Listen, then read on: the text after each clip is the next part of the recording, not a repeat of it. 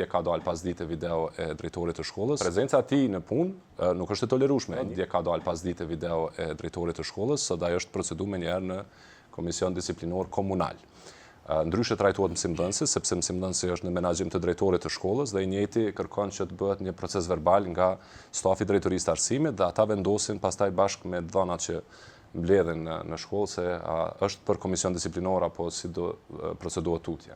I njëjti, mësimdhënësja bazë, është vetë pjesë e Komisionit Disiplinor për Trajtim, e cili është mbledhur qysh sot.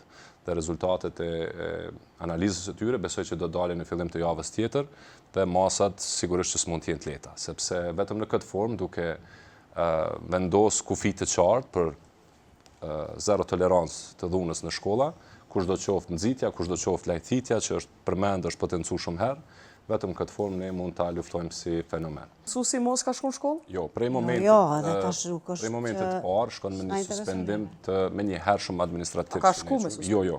Po mendoj ka shkuar me suspendim, jo me prezencë fizike në shkollë, deri në marrjen e vendimit, sepse e thash krejt në fillim, kur kemi dëshmi të tilla të pamohueshme, edhe të një sjellje kaq agresive nuk kërkon që të përfundon procedura.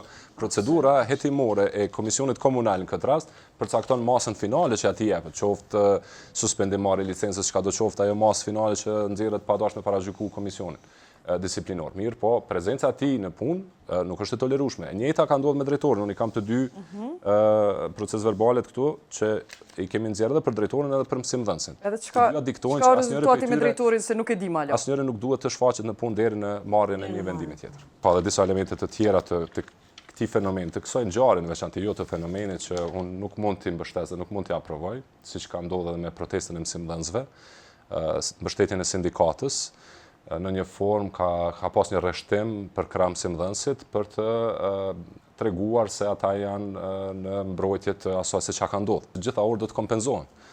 Orët e humbura të mësimdhënësit. Ke pa ndaj koleg, pavarësisht që i ka dalë në mbrojtje nxënësit? Një vet, dy veta. Të kanë ardhur me thonë që nxënësi. Ka pas. Edhe këtu prandaj edhe është mirë që u rikthye edhe kjo pjesë, se sikur po humbin komplet shpresën që dikush po shet drejt në këtë vend. Është përkundrazi, ka fenomene, ka raste të tilla të dhunës, dhe jo vetëm në Prishtinë, gjithandaj vendit, që kanë disa arsye pse vijnë deri aty, edhe gjatë emisionit i elaborojmë të gjitha. Mirë, po ka shumica, unë besoj që shumica e njerëzve në këtë vend nuk e aprovojnë atë. Nuk janë për krah asaj. Pavarësisht që mund të disa të tjerë dhe në masa më e madhe janë të heshtur në raste të tilla sepse i friksohen linçimit publik. Mirë, po në anën tjetër unë konsideroj që masa dërmuese e sheh si të papranueshme një sjellje të tillë, pavarësisht arsyeve edhe njerë po e them që kanë mund ta çojnë qoftë drejtorin, qoftë mësimdhënësin në një veprim të tillë.